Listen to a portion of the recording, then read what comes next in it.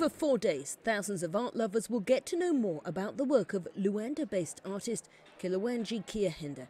He's the first African to win the prestigious Frieze Artists Award for his work under the silent eye of Lenin.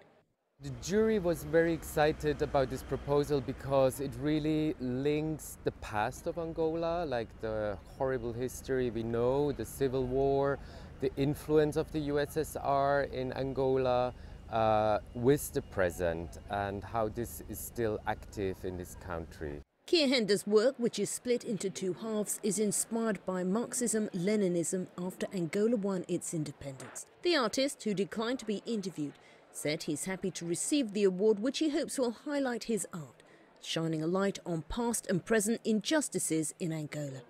Frieze organisers say the awarding of the prize to an Angolan artist demonstrates the changing face of the art world.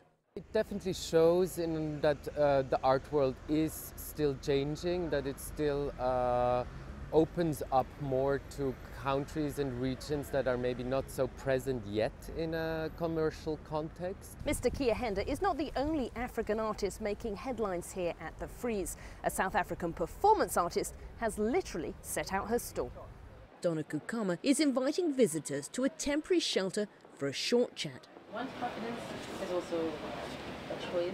After which they will buy a medicinal plant, a metaphor, she says, for what gets bought, what constitutes art and its value at a fair where artworks change hands for big money.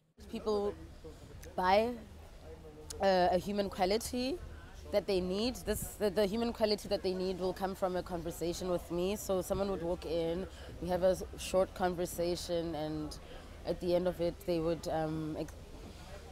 arrive at something that either the world needs or they need, and they become sort of living monuments instead of something that you just acquire and hang. And yeah, you have to also continue to interact with them.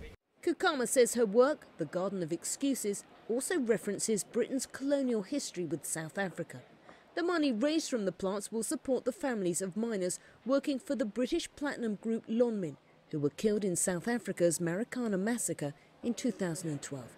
Kukama says she does not disclose this to visitors unless asked, for fear they may mistake performance art for charity. Catherine Drew, CGTN, London.